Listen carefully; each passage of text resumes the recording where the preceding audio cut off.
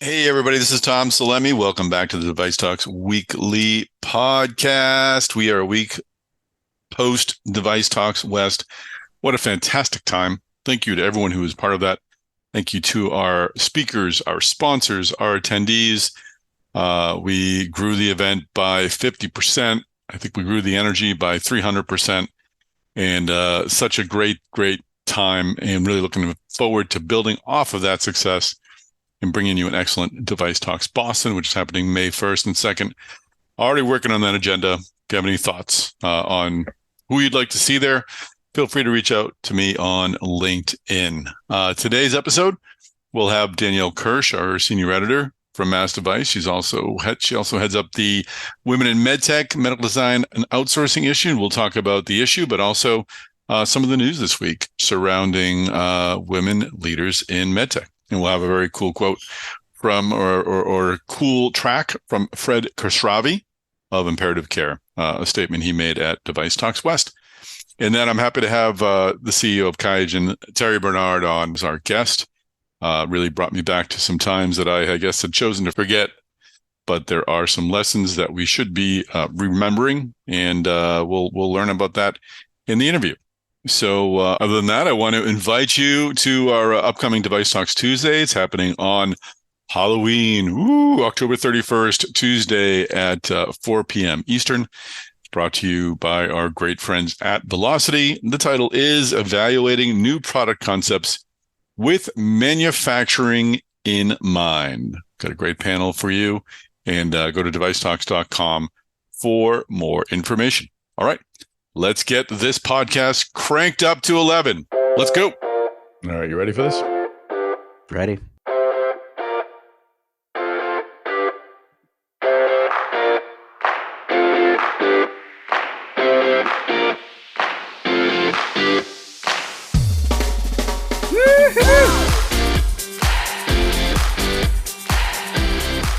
Well, Chris Newmarker, how are you, sir?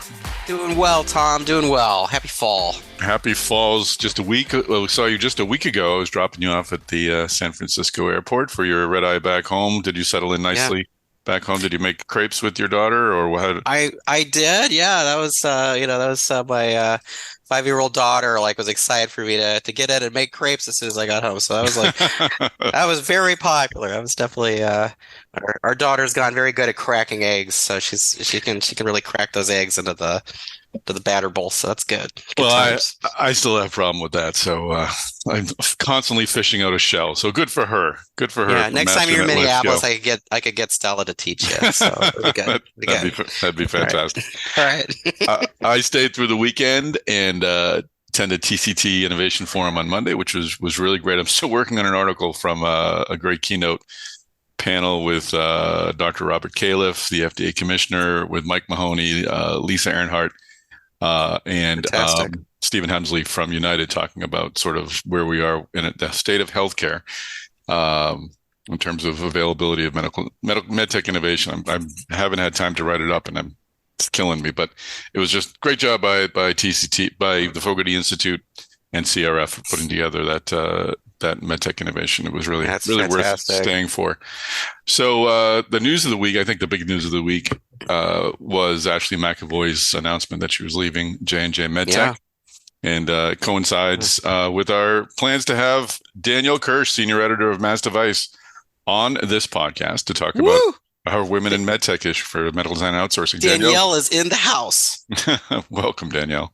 Welcome, Danielle. Thank you for having me. I try not to use in the house or across the pond. I don't know. Just both of those. Oh, yeah. They seem trite, but yeah, you do it. You make it work. For me, in the house, we're pleased to have Danielle here. We certainly are. Yeah, across the ponds, usually somebody spent too much time in Britain, and they you don't just say I was over in the United Kingdom. You're like, oh, I was across the pond. It's like, oh, now you're just trying to try too hard. Rub it in that you're just trying too hard. Yeah. Anyway, Danielle, I'm sure you missed this nonsense, but it's great to have you back. How let's talk a bit about the issue first, and then we can kind of pick apart the news of the week. But how did this issue of women in medtech in medical design and outsourcing, a lot of words there for me to use, how did that all shape up? It is a really good issue. I might be biased because it's my brainchild, but we had a lot of good feature stories this year. Miriam Currett, Intuitive Surgical's chief medical officer, is on the cover. I think our designer Matt Claney did a really good job of just really designing that, and she also gave us a really good story about how Intuitive uses data to innovate. So that's online. The issue's online, but we have a lot of other good things within the magazine. That's great. Now, how would you just define the articles you write? Because I think it's important to note that you really do focus on the work that's being done in medtech rather than the person you're talking to. Is that right? Yes, that's exactly right. It's my idea for women in medtech is I want to talk about the innovation that just happens to be led by women. I don't necessarily want to say, a woman is leading this through this or anything like that. So Right. It's really about how, Penumbra is using VR for therapy, or Intuitive uses data, or Biosense Webster is expanding access to AFib care, things like that. It's really exciting, because that's one of the things I especially love about this annual issue of Medical Design Outsourcing is that it's like just highlighting all this really cool stuff that is going on across medtech, and it just happens that they're women executives who are like in charge of it, and that's just really exciting. And gosh, Danielle, how many years have we been doing this now? This is the 6th edition of Women in MedTech. It's fantastic. It just gets better every year.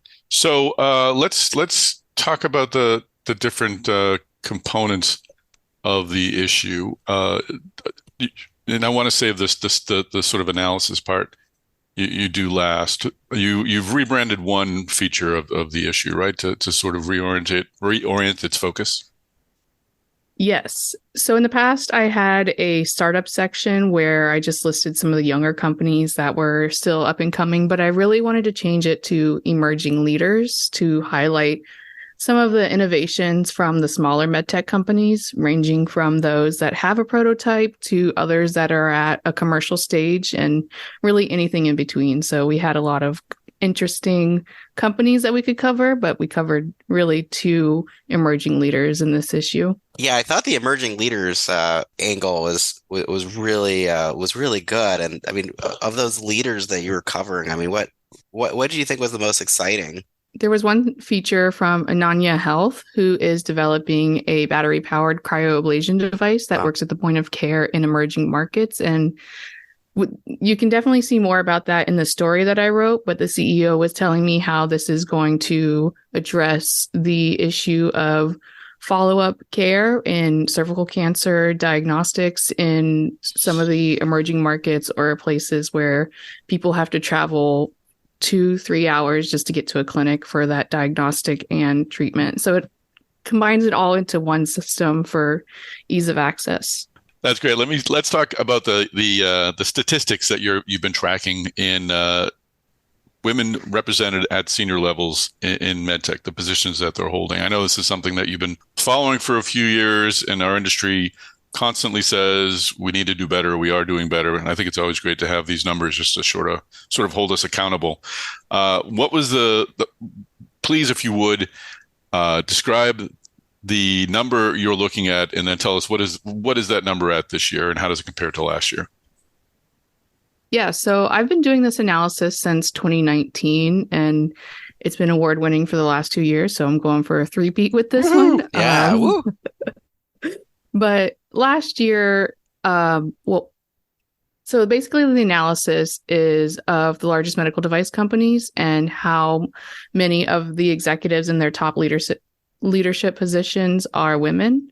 So this year, that number was 23.6%. And last year, that number was 23%. So the number is ticking up slowly now versus in 2021 when the number went up drastically. And Holly Scott at the Mullings Group gave me some really good insights about why that is. And Jill Canada also had some really good comments about how we can further expand women leadership within the industry. Mm-hmm. So I don't want to give all of their insights on the podcast, but you can definitely go check it out on the article. And also within that article, there are some historical graphs that will show just how far the industry has come. I also do an analysis of C-suite composition. So I do an entire look at the medtech industry to find out what percentage of executives within the industry are women. And then I break it down by company, which companies have the largest composition, which just means, the number of women in leadership roles as a share of the total number of executives within the certain company. One thing I've especially liked about this report is, because basically what you're doing is you're going to the leadership pages that these companies have online. That's in a nutshell what it is. You're going to those pages, like what executives do they have listed as their top leadership on those web pages.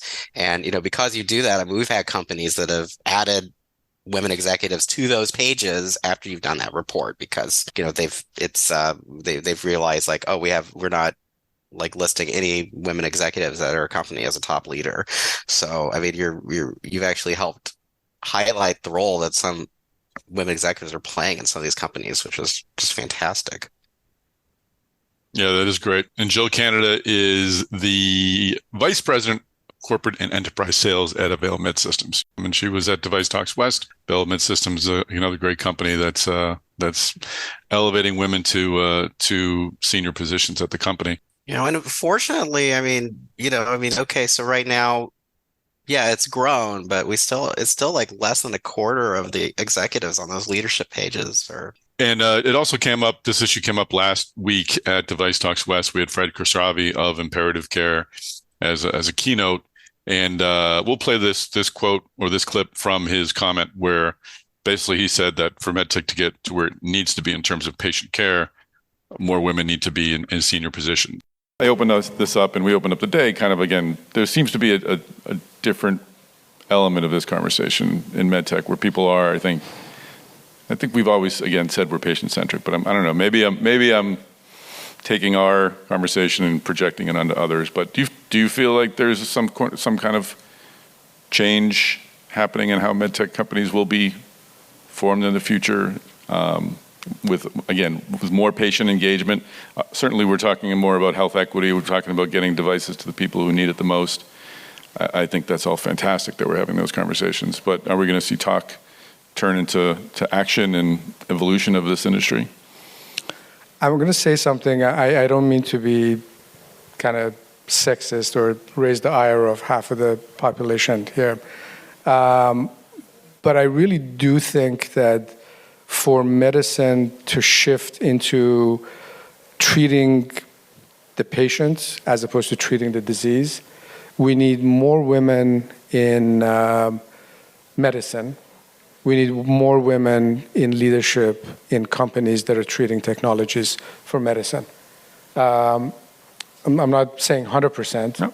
But I think we're woefully behind. And I believe that women in medicine and women in leadership in these companies will shift medicine to focusing on the patient as opposed to the disease.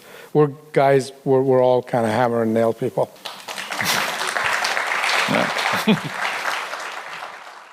And as a follow-up to that, I posted that clip on LinkedIn. Ariel Klein-Sutton, who's Executive Vice President and GM of Stroke at Imperative Care, posted on LinkedIn, shared my post, and said that she's grateful to work with a leader who not only talks the talk, but walks the walk. 40% of our executive team and a third of our board members at Imperative Care are women. So it's great, again, to see companies out there making statements that matter, but also following up with actions that really have an impact. So totally. I definitely agree, because as we explore stories of women leaders in this magazine and every other magazine that we've done, it really becomes clear that diversity is not merely a matter of representation, but a catalyst for innovation, because diverse teams bring diverse perspectives and experiences to the table to allow companies to develop products that cater to the diverse needs of the global patient population. So there's a lot of need for this representation at that level. That's a great point. And it's true. Yeah. And while we focus on leaders and that's sort of the highest profile area we can look at, I think it is essential also to look at the engineering ranks and just the workforce of medtech.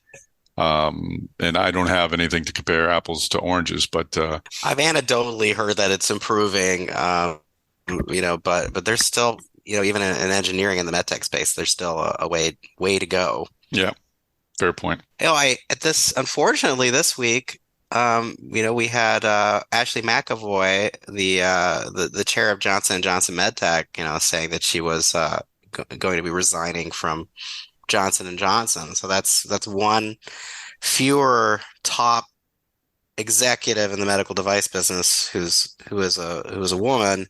I mean, gosh, Danielle, like with our big 100 list of companies, the 100 largest medical device companies in the world, with McAvoy leaving, I mean, how many of those 100 companies then at this point will have a woman at the top of the business?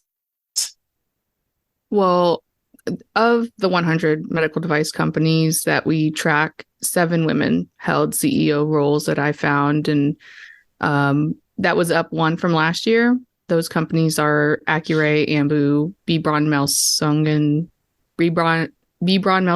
Barco, Fresenius Medical Care, GN Hearing, and Paul Hartman. So they're certainly on the list, but I'm not sure where they would fall on the list. I'm guessing some would be up or lower. I mean, I think remaining we would have Lisa Earnhardt, who I mentioned earlier at Abbott. She's the head of Medtech there. We lost, Shacey Petrovic stepped down last year. She was obviously the CEO of Insulet, which is one of the larger companies. And I know, Danielle, I think this year you, in the big 100, you included the 101 to 105 list, which I thought was fascinating. And on that list, you had Leslie Trigg of Outset Medical, you had Erica Rogers of Silk Road. So hopefully those companies will find their way back to the big 100 and help those lists. But all in all, I think losing Ashley McAvoy, who I think we should say temporary losing. I think everyone expects her to be landing a senior role again soon somewhere of her choosing, because she's an extremely qualified and talented CEO. Yeah. But losing her at this time, it's a bit of a ding, I think. I see it that way. And the fact too that she was chair of AdvaMed's board, the first woman to be chair, and she's stepping down from that role as well for now. Yeah, that's a great point. Danielle, what were your feelings this week when you heard? I felt shocked for the most part. It wasn't really expected, but there was I share the same sentiment. She was the CEO of the second largest medical device company in the world. So it's an interesting move within the industry, but I'm excited to see where she ends up. Yeah. No, she has experience in consumer. She's worked all over J&J. So conceivably, I guess she could move out of medtech, but certainly her roots lie here. So I hope she finds a leadership role, a top leadership role at a larger company. And when Ashley lands that new role, she's got to come on here to Device Talks Weekly and tell us about it. I'm sure that'll be her first order of business. I think so. Yeah, she should be for sure. Right. So we've provided enough teasing, I think, of the issue. How can folks get their hands on a copy of Medical Design and Outsourcing if they're not already subscribers? Well, you can go to the Medical Design and Outsourcing website, just medicaldesignandoutsourcing.com. There's a little tab at the top that says Women in Medtech. In that tab, you can find all of the articles that were in the magazine, but you can also find a link to the Women in Medtech magazine. So there's a lot of good resources in there. You can just see everything that we've talked about with more detail and see all the visuals as well. It's awesome. It's been awesome to have you on here, to talk once again about, the latest edition of Women in Medtech and just kind of the state of where we are with diversity in our industry. Yeah, thanks for having me. Well, Thierry Bernard, welcome to the podcast. Thanks for having me, Tom. It's excellent to hear Qiagen's story. You folks have obviously been in the news a lot over the last few years for good reasons during bad times. And I want to get into that story in a moment. But as always, love to learn about our guests. What was the path that led you to work in the healthcare field, in the medical field? I don't think it's a very usual path as far as I'm concerned, because, Tom, you might be surprised to hear that I'm not a scientist. But I always wanted to basically try to impact my environment in different things I could be doing, either in business or getting involved in politics. I believe that for people who have been lucky enough to do things that they consider interesting, to have an interesting job. The notion of giving back is extremely important to me. So after different activities in pure business, consulting, export, living in different countries in Europe and outside of Europe, I was asked to join a diagnostic company 20 years ago. And I know it sounds sometimes a bit ridiculous, but I literally fell in love with diagnostic and the complexity of that business, because you need to bring together three different background knowledge technologies: chemistry, instrumentation, and bioinformatics. And then since then, I run different jobs in different diagnostic companies all over the world, once again, Europe, North America, Asia Pacific, China. And back in 2015, I joined Qiagen and was very happy to do so. Great. It's interesting that you fell in love with diagnostics. It's always been, I thought, obviously a critical area within medical devices, but often overlooked. People don't really appreciate the impact. At least they didn't until the last few years. What was it about I understand your love of the mechanics behind it, the elements behind it. Did you also have an appreciation with how it sort of entered the market and impacted patients? And did you see a time when we're going to be a really vital piece of the healthcare system, or even a more vital piece of the healthcare system? Well, I believe, unfortunately, because it had killed too many people, but the pandemic, COVID-19, proved at least two things. One is the critical value of diagnostic in the healthcare value chain, either in life science or in clinical diagnostic. And second is the accuracy and superiority of molecular diagnostic in the diagnostic value chain. And to your point at the beginning of your question, when you say it's undervalued, there is a very important statistics that had not changed at least for 10 years before the pandemic, which is hospitals in general are spending less than 5% of their budget on diagnostic, any kind of diagnostics, metabolic, infectious diseases, oncology. And yet, we have many publications in peer reviews showing that the diagnostic result in a hospital is impacting at least 70% of the medical decisions taken in that hospitals.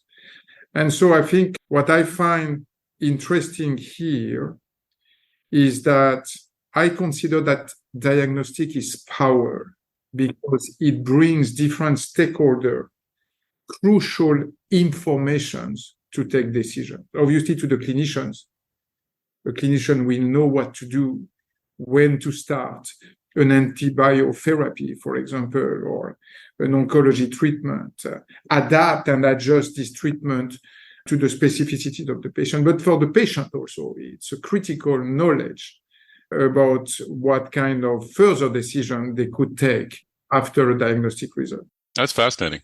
I never heard that number, and that does seem remarkably low, 5%, given that so many of the decisions, as you said, are driven by lab tests. They're always waiting for lab tests. They're always waiting for numbers. They're always waiting for information. So that's shocking. So we moved into the COVID conversation a little bit. Could you compare and contrast the diagnostics industry 2019 and prior to where we are today and where we're going? And I understand it, and it's a big question, but I'm just wondering, from your perspective, from your unique perch, does Qiagen's role in healthcare look dramatically different than it did in 2019? Or are you staying the course and everyone else are the ones that changed?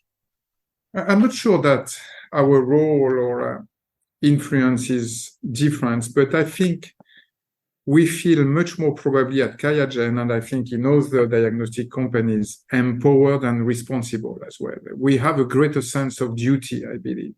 When you said what has changed, I would say it's a bit of a caricature. I'm a bit simplistic, but yet, before COVID, let's say diagnostic was a matter of a specialist. We don't talk directly to the patient most of the time. You see, the patient is going to see her GP, his GP, prescribe the test, and then they receive a list of statistics that they do not really understand, and they need, obviously, a clinician to go further. Yet, 4 years after COVID, everybody knows what PCR means now. Everybody knows what an antigen test is. But I believe that instead of thinking, okay, we achieved our goal, our technologies are now very known, it should give us a greater sense of responsibility and what we need to do now in the coming years. Second, technologies are going to play an incredible role in the future of diagnostic. Diagnostic technologies are becoming faster and faster. You can provide now a patient with a very accurate result, a molecular technique result, in between 20 and 30 minutes. And I think soon we will go way below 10 minutes. Second, we can now, in only one sample, screen and test for at least 20 or more pathogens. Wow. Mixing inside one sample the screening of viruses, bacteria, or yeast, and you have your results in 1 hour. The instrumentation that before were very bulky, taking a huge space in the lab, now are the size of your computer laptop. The cartridge is the size of your iPhone, the cartridge which is going to process the result. And most of those solutions now are purely load and go. Basically, you take a sample, you insert the sample in a cartridge, load the cartridge, and wait for the results.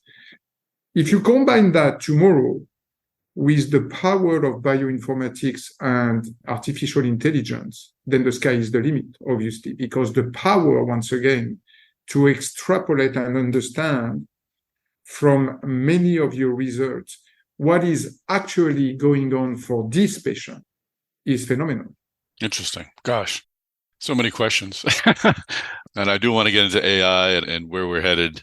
But I'd like to take a moment and just I had a conversation with Tom Poland of BD at a recent conference, and he talked about how BD responded during COVID, how they sort of basically marshaled all their troops. They brought some folks in out of retirement to develop diagnostics that could help answer questions for folks. I'd love to get a 2-minute sense of what Qiagen was like during those days. I imagine it was a similar all hands on deck sort of experience. Yeah, I'm not sure that I can do that in 2 minutes because okay, take as many minutes as you want. it was so fascinating, so motivating, and so humbling. Probably a bit specific to Qiagen. You might know that when the pandemic started, Qiagen was just in a kind of shaky situation. A CEO of more than 15 years had been changed, and the board had asked me to join. We had missed some quarters. You know that we are publicly listed in 2 markets, in Europe and in the US, but we have missed 2 quarters in 2019. And on the market, obviously, those are not good results. Obviously, the market reacts quite negatively. And in addition to that, a much bigger company was trying to acquire Qiagen. So, let's say that the morale of the company was pretty low. There was still very strong fundamentals, but you see, sometimes people are losing sight of their strength and they become negative. It is clear that COVID gave a new sense of purpose to 6,000 Qiageners. And the way they rallied and the way they stepped up to the challenges of this pandemic, for me, was very humbling. First of all, everybody accepted to come basically 7 days a week, 24 hours 7. No question asked. No question asked. In the office, you were coming to work. The mobilization. Of course, we had to isolate some people. For our manufacturing people, obviously, it was clear. It was 7 days a week, free shift, 24 hours 7. We had many authorizations in many countries to obviously make this possible. But nobody even questioned that they had to come really and put even more hours into Qiagen. In some activities, we increase or we multiply the output, the volume manufactured at Qiagen by more than 50 times in less than 6 months. This is unprecedented. Then the genius at play, you see. At that time, we also decided to fully empower even more than before our people. And suddenly R&D came with 12 new products that were not even imagined before or thought about before. Wow. To try to find solutions against COVID. In every dimension, sample technologies, detection of the virus, multiplexing to have more than just the virus. 12 new products in a year. Absolutely amazing. And last but not least, for us, what is very important, because, obviously many people will consider we are a business. We are a commercial company. We are not just a commercial company. Obviously, we need to sell our product to reinvest in R&D. But I strongly believe that before being a business, healthcare is a right. So we took a stance at the beginning of COVID, which was we leave no one behind, which was meaning Tanzania, for example, it's not less important than United States or the UK or Germany. And so we need to try to deliver to as many people as possible. And remember, at that time, I'm talking from February 2020 to at least October 2020, there was not enough tests. Everybody now is speaking about the vaccine, which was fantastic, but at that time, there was not enough tests. Right. So the way we did collaborate with public authorities, many governments in the world, in Germany, in the US, in France, in the UK, the connection between public and private, the mobilization of people, for me, was unseen before, clearly. No, that you anticipated my question. I knew you were new to the CEO role, but I was wondering if you could draw a comparison to any sort of similar response in time when folks came together like that. I tend to believe, you see, Tom, that sometimes you just need to jump into the water, even if nobody has taught you to swim, you see. and the more someone is trying to put your head under the water, the more you try, obviously, to go up and take a breath and survive. And this is exactly what happened. If you allow me, I have a very striking example. Please. Remember that at least for the most part of 2020 and 21, if you would be COVID positive, nobody could visit you in the hospital, not even your family, even right. if you were basically going to potentially die or pass. And one day I received a fantastic email from one of our partners and customers, said, Thierry, a negative result will show you the power of your tests. And I said, what happened? He said, yesterday we had a patient and it was clear that he would be dying early in the morning, but we didn't know what was his condition. We didn't know whether it was COVID or other respiratory issues. We took a first sample. The results were inconclusive. But I could not rest satisfied with that. So it was 11 p.m. I ran back to the office and I run again the sample on your solution, the one that is screening so many respiratory pathogens. And it showed negative for COVID. And he said the power of this is that his family that was forbidden to visit him when he was dying could then go to the hospital and spend the last hour with him because he was COVID negative. And then basically visit were open again. This is also what is extremely mobilizing when you hear that, you see. Sure. You feel that you are impacting somehow. Yeah, no, Terry, I'm glad you brought that up. I think we tend to move on in life, and I haven't really given much thought to all those folks who died alone in hospitals at the time. At the time, it seemed necessary, and we all knew it was necessary. I'm thinking of those relatives now who are living with that knowledge that that's how their loved one passed. So certainly a super powerful story, and I'm glad your system was able to provide some relief to that family. We'll walk around at this time period just for another question or two. I'm just curious about, well, two things. You mentioned that you operated in multiple countries. I can't imagine what it was like trying to manage that many protocols. I mean, many larger medical device companies are multinational, so you're not alone, but how challenging was that? And you're located in some areas that I think probably had some high levels of incidents. Well, I mean, it was also a very good description of local mindsets. Yeah. And it was quite fascinating. And it's basically public knowledge, so there's nothing confidential here.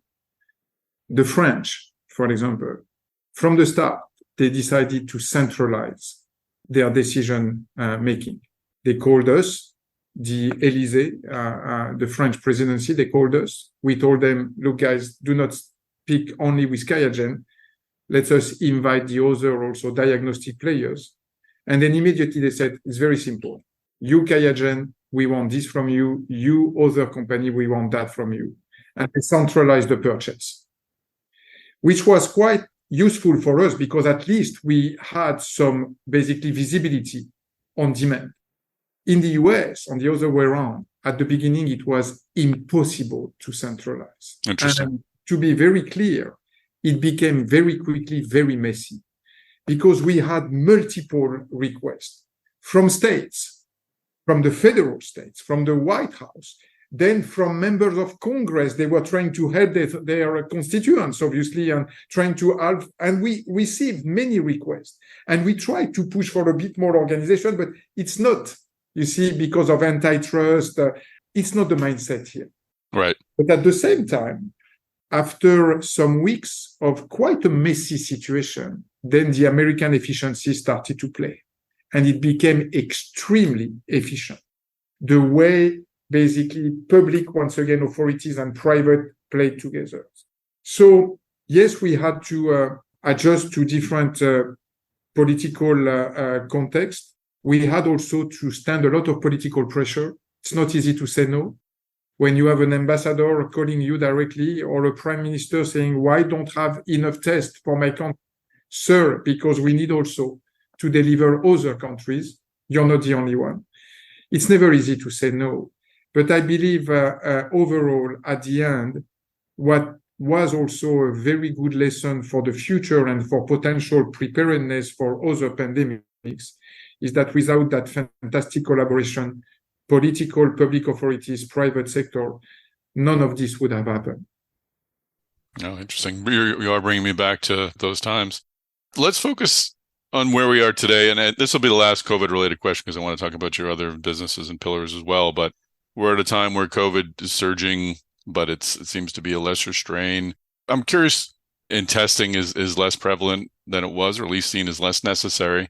How are you incorporating COVID into your current business projections and into your strategy going forward? I imagine you're accounting for fewer tests being required, but things could turn around very quickly. How do you manage such a fluid situation? So even during the pandemic, we quickly realized that this would not last. And what could have been the worst for a company like Qiagen, we are a mid-cap, it's a 2 billion company, 6,000 people, would have been to load Qiagen with expenses that would be impossible, obviously, to bear after COVID, I would say. So we used a lot of contractors. People that could basically quickly come back to our manufacturing sites. And basically, they were trained and we were adjusting constantly the level of contractors. We were one of the first company, if not the first company, to completely decouple our P&L from COVID back in summer of 2021. Because we always said COVID is going to be so volatile that it's impossible to forecast because nobody knows. Right. And even today, when people are telling you that there is a new variant, the so-called Pirola, that there are cases surging a bit in many geographies, I visit a lot of customers all over the world. And I ask them, what do you think? What's going to happen? Nobody knows. Nobody knows. What is clear for me is that if they decide to test, they will never decide to test for COVID only. Because let's be honest, if you go to a hospital tomorrow, you are a bit feverish, you're coughing, you don't feel well, you have a bit of fatigue, they don't know. So instead of just testing for COVID, they will probably run a full panel on you of flu A and B, RSV, COVID, and potentially other pathogens. So at least they are sure, okay? But on COVID itself, we don't basically plan for more tests.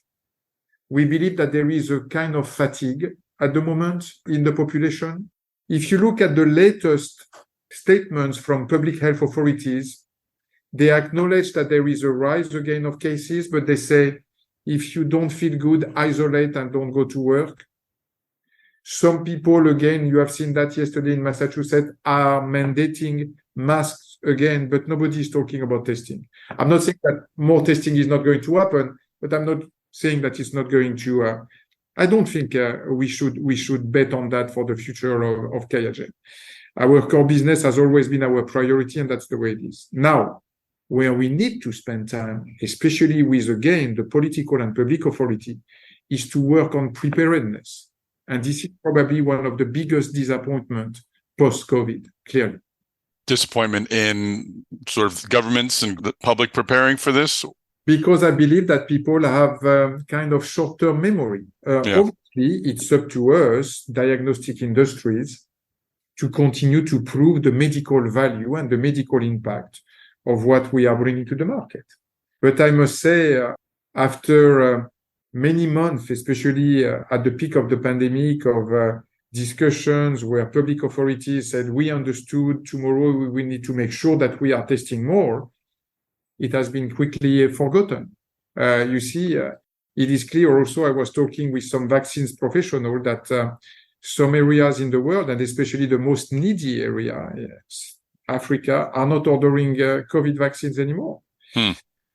Something makes me a bit more positive. For example, you see, everybody with COVID understood, for example, the power of wastewater testing to detect very early in a tiny amount of water the emergence or the prevalence of a pathogen, COVID or others. But on other dimension, I believe that many states, unfortunately, believe that there will be no pandemic again. And so basically they are lowering the guard. And I don't think that's the right thing to do. We are under-investing in genomic testing capacity. If you want to understand the mutation of a variant, you need to do genetic testing. We are under-investing. We are always talking about, for example, building inventory for vaccines. You know, the shelf life of the test is most of the time way above a year or sometimes 2 years. Why don't we talk about that? I'm not trying to preach for Qiagen or for it's just saying, let's make sure that we are not taken by surprise next time, because there will be a next time. Viruses, no borders, you see. So there will be a next time, obviously. That's a great point. So what does future of testing look like? Well, we're entering respiratory season. As you mentioned, folks aren't doing one-off tests anymore. Are you preparing for a future where people are going to be able to test for multiple variations at home? Are you looking more to provide these tests to the clinical setting? What does the future of diagnostic testing look like in this regard? Well, if you refer to Qiagen has a very, very key stance on home testing. We are not saying that we shouldn't have home testing. Stay careful, because we always prefer to see a test perform where there is a clinician who then guide the patient. And I have very clear example for that. Imagine that you really have to work, Tom, every day and go to work. And then you have the ability to test for COVID at home, but you know that you really have to work. You need to feed your family. If you are positive, what you are going to do? Are you going to stay home and isolate and question open? You see, there are some home tests for HIV, for example. Some of them are rather decent quality, but there is such still, it's a pity, but that's the way it is, such a social stain on HIV as an infectious disease, for example, that if you are doing a home test on HIV, you're positive and nobody sees that, what are you going to do? Are you going to report it? I don't know. Question. So I always prefer that there is a clinician nearby to basically make sure that the patient is going to be guided and taken care of. For the future, I believe, especially for a company like Qiagen, in home collection, it's clear that if tomorrow we can avoid a visit to the lab for you, we should do that. And so the ability to send you very easy to use devices to do the sample yourself. I see. Mm-hmm. And then send it. That's something where obviously we are investing. Let's not forget also, Tom, that many tests that could not happen during COVID because so much priority is put on COVID now are coming back. You see, people are going back to their clinicians. And obviously, we know that probably too many oncology testing have been postponed. And I hope that there will be no negative impact. But people now are back on their, let's say, typical oncology screening. Another example, TB testing. You see, tuberculosis. For many people in the West, whether it is in Europe or in the US, TB is a gone disease. Not at all. Right. And you have seen recently, we have new cases of tuberculosis in the US. I mean, tuberculosis is still killing 2 million people per year.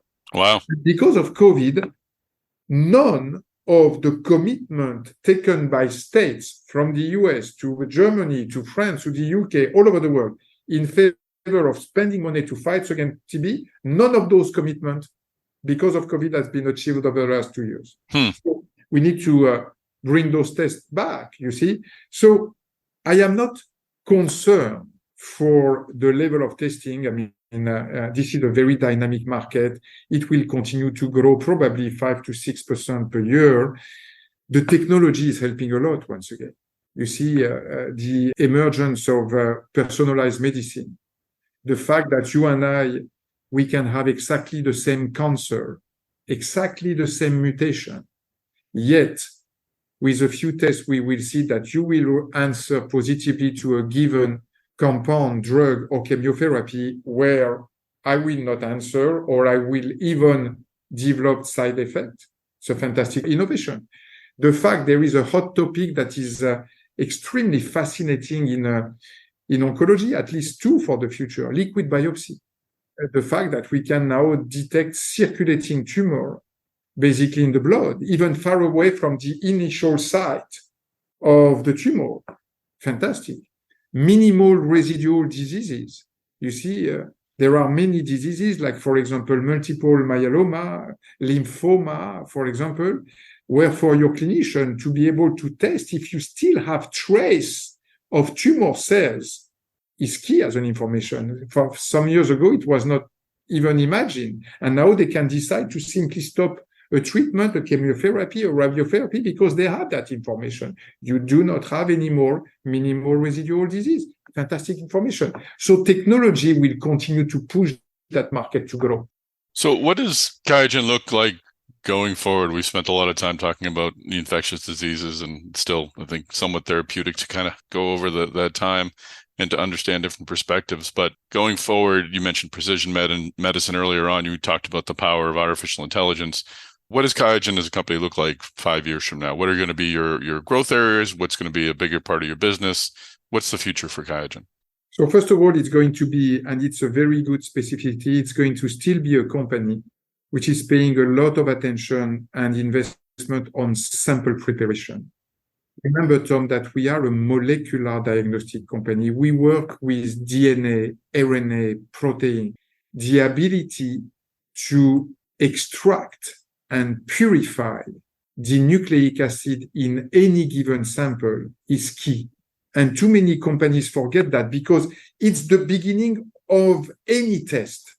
If you miss that step, you miss your run.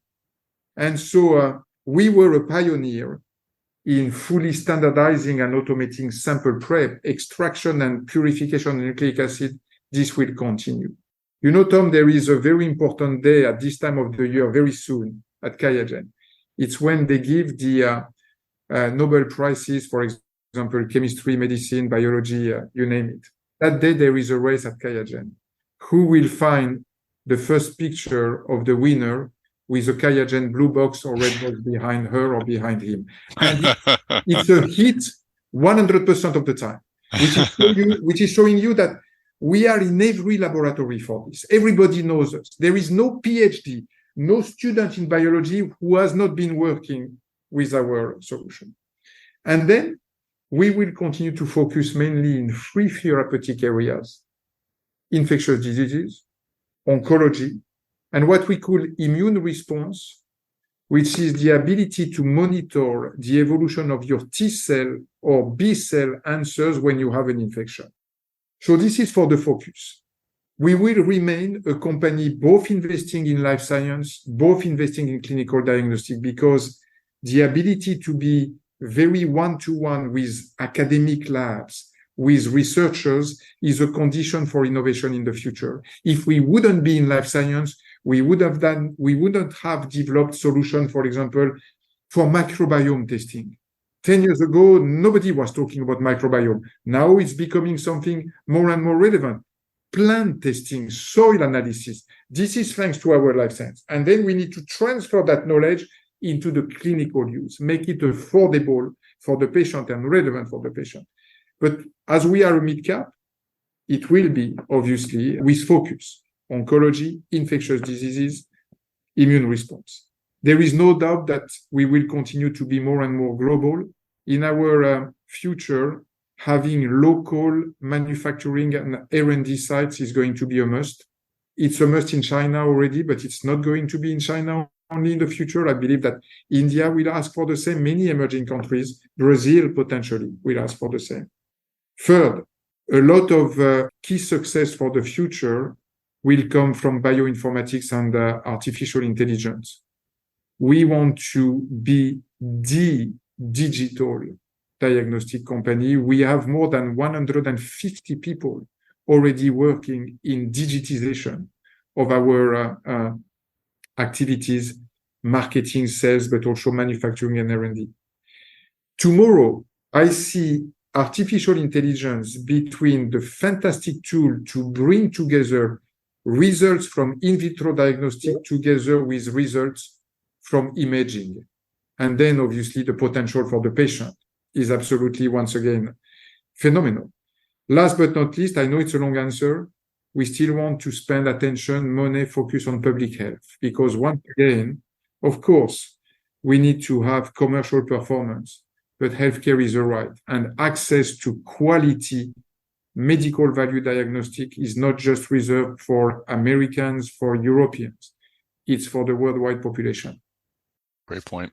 I want to end there, but I just have a quick follow-up question because I'm fascinated by your move into the home. You're collecting samples at home and having them sent back. That would seem to open up kind of a whole new channel for you if you were engaging people in their homes. What could that lead to for Qiagen in the future? Is it merely sample collection, or do you see that as sort of a new portal and a new way for you to engage the patient directly? No, I believe that it's basically, I would like to focus that on sample collection. Yep. Let's play where we are very relevant and good. Let's not try to go everywhere. You see, okay. I gave you my point on home testing. Home collection is our basically territory. I think we need to increase the medical communications towards the patient. It's our duty as well to come up with campaigns that are targeting the patient, not just the laboratories, to explain the value of some biomarkers, why they make sense. We are living in a world where, for many reasons, patients will take more and more ownership of their health. First of all, because the population is aging, so they want to know, obviously. Yep. Many diseases are becoming chronic. HIV is a chronic disease. Some cancer might become chronic, as you know. And so the time people spend on healthcare sites on the web is incredible as well. And so we need to feed them with information. But once again, I insist, it's much better when there is a clinician nearby to also basically guide the patient. So we are not going to bypass the laboratories, but there will be multiple kinds of laboratories. Mm-hmm. You can have testing at an airport, yep, for example. You can have testing in a retail clinic like a Walgreens in the US, you see. But mega labs like the LabCorp and the Quest of the world will continue to exist, obviously, because you are also looking for efficiency. And so this comes with volumes. Excellent. Well, Thierry, thank you very much for the time and for the look back to where Qiagen was and how it dealt with COVID, but more importantly, where you're headed in the future. I appreciate you joining us on the podcast. Thanks for having us. And again, thanks for your interest on Qiagen. Thanks a lot, Tom. Have a very good day. All right. Well, that is a wrap. Danielle Kirsh, we told folks how to find the Women in Medtech issue of Medical Design and Outsourcing, but how can folks find you out there on the internets? I'm on LinkedIn at Danielle Kirsh, Kirsh, and I do have a call to action this time. If you are an expert at de novo classifications, FDA de novo classifications, a consultant and a regulatory expert, or even a company that went through the de novo process, please reach out to me on LinkedIn. I'm interested in learning more. Fantastic. All right, Chris. I recall you have some interesting data around that you've pulled, and that's all I'll tease about it. But no spoilers. Chris, how can folks find you out there? Hey, you can find me on LinkedIn, Chris Newmarker, like a Newmarker. I mean, I suppose you could get a carrier pigeon to drop a note for me, somewhere around, outside the Twin Cities. But, definitely LinkedIn's the best way to reach me. Fantastic. And I'm on LinkedIn as well. And folks, we'd love you to share this episode of the Device Talks weekly podcast on LinkedIn. And when you do, please tag Chris, Danielle, and myself so we can follow that conversation. And to receive future episodes of the Device Talks weekly podcast, Chris, what do we need folks to do? You got to follow, subscribe. That's right. Follow, and or subscribe to the Device Talks podcast network. You'll get future episodes of the Device Talks weekly. Intuitive Talks, which we've talked a lot about today, the Intuitive, the surgical robotics company. Stryker Talks, Abbott Talks, Boston Scientific Talks will be sent directly to your listening device. And I don't have a conference to direct you to right now, but we'll be in Boston on May 1st and 2nd. That's all I'll say. Working on that agenda right now. If anyone is listening wants to be involved, certainly connect with me on LinkedIn. Let me know what you're up to. All right. Well, Danielle, thanks again for joining us on the podcast. And we should plug your podcast, please. Tune in to the Mass Device Fast 5 every Tuesday through Friday with me and my co-host, Sean Hooley. We will tell you all the top news that you need to know for the day. And Chris, what do people need to do to get episodes of the Fast 5? Oh, you can just check out Mass Device Daily. Danielle has a quick summary article of the podcast and the place where you can play the audio, and it's available on SoundCloud, Apple, iTunes, and much more. So, and what do we need people to do to the Fast 5 podcast, Chris? They've got to there you follow, subscribe to it. Exactly. Follow, subscribe. And absolutely. No, it's a great addition to the group, and it's not part of the Device Talks podcast network. It is its own channel. And the name of the channel, it's the Mass Device Fast 5 channel? Yep, Mass Device Fast 5. All right, great. So folks should follow, and or subscribe to that as well. All right. Well, thanks again, Danielle, for joining us. Thanks for having me. And Chris Newmarker, why don't you bid our listeners farewell? Hey, have a great weekend, everybody, and enjoy Halloween.